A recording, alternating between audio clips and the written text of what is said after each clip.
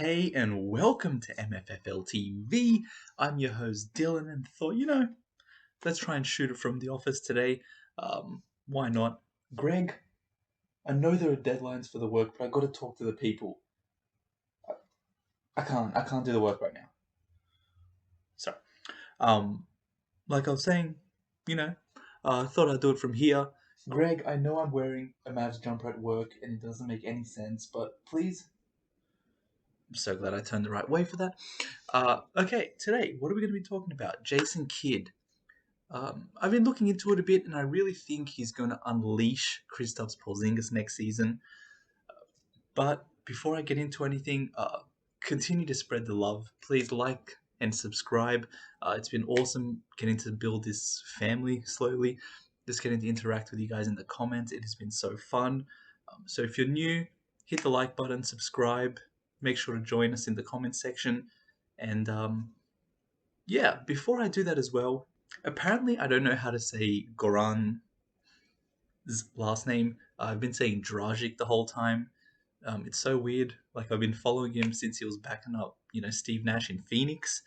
And yeah, I've always been saying Dragic. I always thought it was right. Apparently, people have been saying in the comments section it ends in itch, like Doncic or Jokic. So is it Dragic? Wait, no, that's what I normally say. If any of those were right, let me know. If not, let me know how to correct it as well. I don't want to keep butchering his name, especially if he does happen to join the Mavs. But today's video, I'm going to sort of just be going into Jason Kidd's coaching history a bit. I know he gets a lot of slack, straight up. I know, with all those crazy reports coming out about his time in Milwaukee. Was some of it true? Probably, I'd say. I wasn't there. I think some of it was maybe exaggerated for book sales. It wasn't Giannis's actual book himself. Someone wrote it about his story. I think that's been misconstrued quite a bit. And I think, for sales, you always want to hype things up. So I don't know how bad that was. Jared Dudley did come out in his defense saying he was there and he was, a really great coach and instrumental for Giannis and Middleton laying the foundation for their championship. So I think, that's something pretty important. It always takes someone who was actually there over someone who's writing a story about it. So,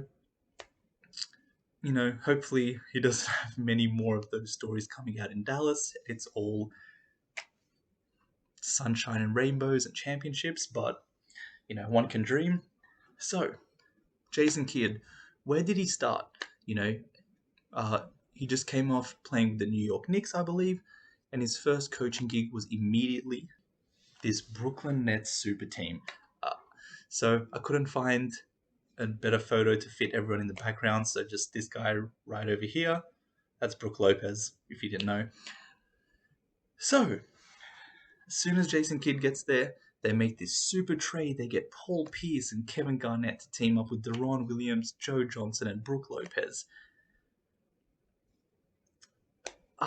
They gave up a lot. They gave up so many first-round picks as well. And I feel like most people at the time, even though they were hyped about it happening, knew that it probably wasn't going to work out. Kevin Garnett was at the end of his career, same as Paul Pierce. Even Deron Williams was on a decline. So, I think the expectations from the get-go were always a bit too high. You see them here as well. None of them were really good defenders. That being said, getting out of the gate on the season, they started very poorly. Their offense was also lacking as well. They ended up at the season, as you can see in the corner here, with 44 wins and 38 losses. And post the All-Star break was really when they started hitting their stride. The first part of the season was really rough. Was that Jason Kidd's fault? I don't know. He sort of was learning on the job and had a lot of expectations for his first gig. And it wasn't really the perfect roster. There was a lot of faults. Where they started getting some success was Brook Lopez went down pretty early. He was their top point scorer. And they moved Garnett to the 5, or Plumlee would play the 5 when Garnett was out and move Paul Pierce to the 4. And so they would go small to try and compete, because Paul Pierce couldn't really guard threes. Garnett wasn't really athletic enough to guard 4s anymore. So it sort of was just the right move, and they brought in Sean Livingston to start alongside Deron Williams. and that was really, a key boost, just taking them one step better. Even then, Jason Kidd's first coaching gig, he did end up getting a playoff win, which is something we haven't seen in quite a while, so we'd take that immediately. They beat Toronto, I believe, in 7. So, that was something. And then they went to the second round, played against the Miami Heat with LeBron, Wade, Chris Bosh. This team was never going to beat them. Even with their high expectations, I feel like that was always just a false narrative. And they really never had the tools to beat LeBron and D Wade. So I give Kidd a real pass here. I think the roster wasn't great, the team wasn't great, but he still, won a playoff series, beat the Raptors with Lowry and DeRozan. So is it a success? I guess so. His first coaching stint, he had a playoff win in one season. It fell apart because he did want some more ownership in the front office, apparently, and they sort of drifted with that. I think that was what also led to his demise in Milwaukee. But like I said in my first video, I don't think that's going to really happen here in Dallas. He's got a lot of friends in his pocket. I think he's already came on knowing that he's going to have a say in the front office matter. So I'm not really concerned about that issue. But after his stop in Brooklyn, he did go to Milwaukee. Okay, don't know why everyone's looking up, but as you can see in this corner here, when he got there, they were just coming off being the worst team in the league. They were 15-67. The year prior, I believe they just got rid of, or they just lost Monte Ellis and Brandon Jennings, if I'm correct. They were sort of around that 8th seed, sort of just below 50%.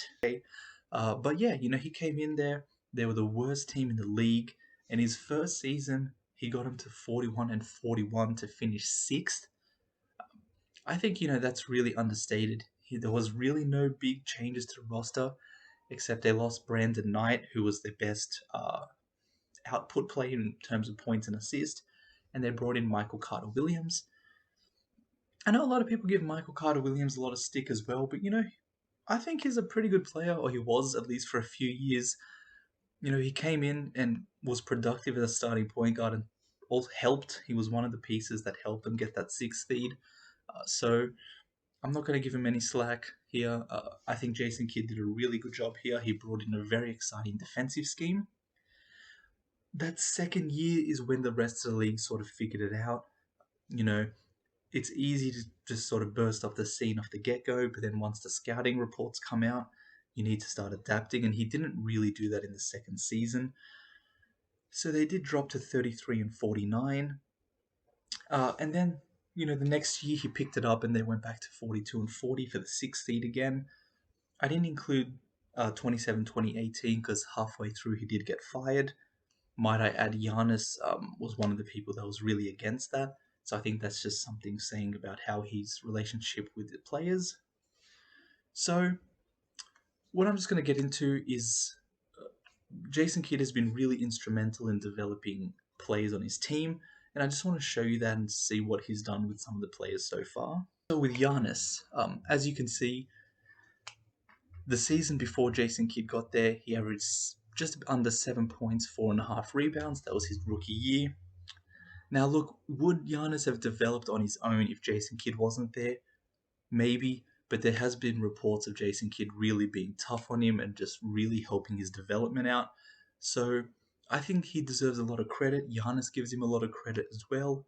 And like I said, Jared Dudley also did say that he thinks Jason Kidd laid the foundations of the championship there.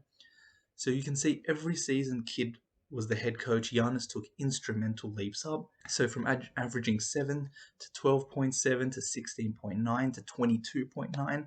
And those are instrumental leaps. Not only that, but Jason Kidd saw a lot in Giannis and decided to give him the ball more. So you also see his assist numbers raise every season. So he had 1.9 assists to 2.6 to 4.3 to 5.4.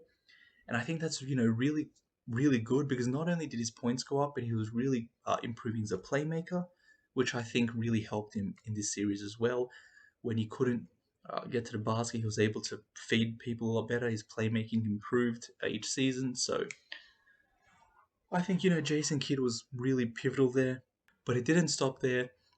Throughout his time in Milwaukee, a couple other players did really improve as well. So as you can see, Chris Middleton was another huge player that just really took off under Jason Kidd's tutelage. So the season before Kidd got there, he averaged 12.1 points. When Kidd got there, went to 13.4, then 18.2. Then it sort of hindered a bit because he had some injury problems and couldn't really get into it. But then initially that next season, bam, straight back to 20. And I think he's also someone that's come out and really admired Jason Kidd for his coaching. But not only that, Jabari Parker, under Jason Kidd, really improved as well. Became a 20-point-a-night scorer in 2016-2017 season. And, I think this is really pivotal. The fact that people keep improving under Jason Kidd. It wasn't just a Giannis. Also Middleton, Jabari Parker. Michael Carter-Williams sort of rejuvenated his career after spiraling down after his rookie season. So this is really important because, we have someone that we could really use improving and just, trying to get back to where he was before. And let's get straight into it. Now, like Porzingis, you're probably thinking, what does this have to do with him? He's already an established player. There's a lot of reasons I'm about to put out why I think Jason Kidd will unlock Kristaps Porzingis next season. So, right from the get-go, exactly what we've been talking about so far. Jason Kidd has a track record of really improving players. So, we've seen what he's done with Giannis, with Middleton, with Jabari Parker. Yes, Porzingis is at a later stage in his career, but he definitely still has things he can work on. And, Jason Kidd is a very tough coach. I think that's something we honestly need at the moment. Porzingis also has his weaknesses, finishing around the basket, on the post.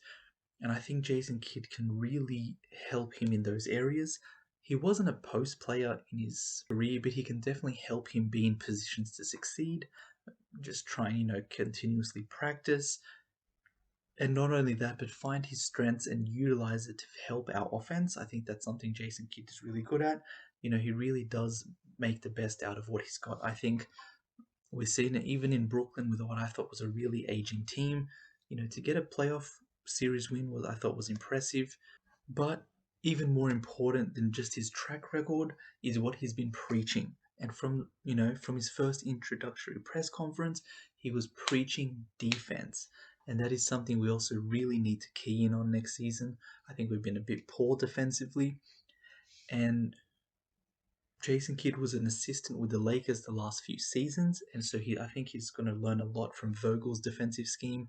The Lakers were one of the top defenses, so if he can bring that to Dallas, have Porzingis playing really good defensively, blocking shots, exciting the crowd, that just gets your momentum up, gets your confidence boosted.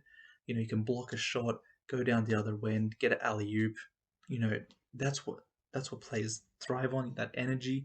So I think that's something, if the defense can really help and Porzingis can get some easy baskets when the defense hasn't had a chance to set up properly, that's going to be huge. If you can get just a few baskets a game where coming off good defense, I think that would really help him as well. Just, boost his stats a little bit.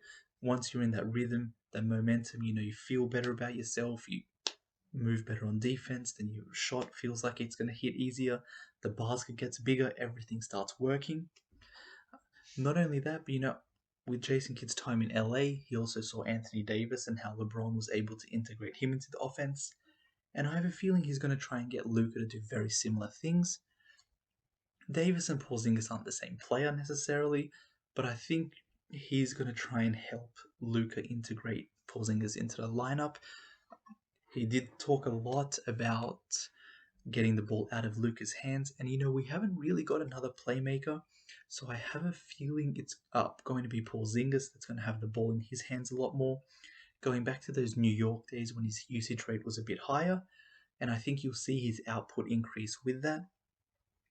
And just a few minutes at a time, you can run the offense through Porzingis, let Luka get his energy back, give Porzingis the confidence he needs to know that he's going to consistently get touches throughout a game and not worry, if I miss one spot up 3-point, I'm probably not going to get the ball for a little while. I'm going to have to just camp out and wait for the next shot. And I think if he can integrate into the offense and feel like he's part of it, you're going to see him more rejuvenated. even in that Clippers series, he didn't really look up for it. He sort of just got asked to camp out, not do much.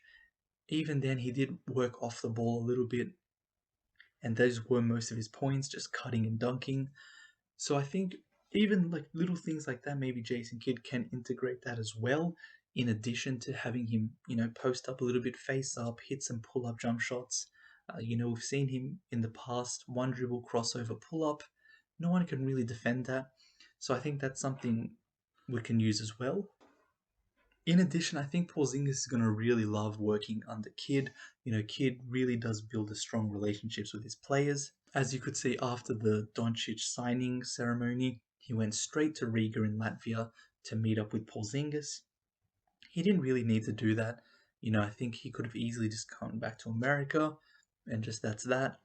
But I think, taking time to go out of his way, meeting with Porzingis, having some workouts, having dinner, already building that relationship before the season started is really crucial.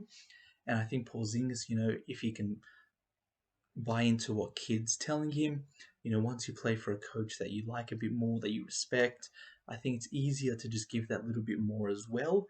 So I think that's going to be crucial. And I think Jason Kidd's mind just in itself is going to really help Porzingis. I think he's going to be able to work on that Luka Porzingis on the court relationship, maybe integrate them into some more pick and rolls, pick and pops. I think that wasn't done enough last season. And I think, he can teach Porzingis where to be because he knows Luka as a passer, what he sees. Then he can also teach Luka how to find Porzingis. And I think that duo is really going to be able to step up next season and be really good. But those are some of the reasons why I think Jason Kidd will help Porzingis be a better player next season. And I'm really keen to see what he does. I personally think he's going to have a great season if he stays healthy. That's always a big if as well. But, you see the work he's putting in the off season. He seems determined to really prove the haters wrong. And I think if he can come back, find his groove early, buy into what Jason Kidd wants, build that relationship with Luka on the court, play good defense, excite the crowd, use that energy on offense, put back dunks, hit some threes, hit some pull-up jump shots, face up, get to the foul line. I think he can have a really good season. But let me know what you guys think. What do you think is going to happen for KP next season? Do you think Kidd will help him? Do you think Kidd will, not do anything at all? Maybe even make him regress? Always love hearing what you guys think, so please leave a comment down below. Also, like and subscribe. It really does help out the channel, and I'll see you on that next video.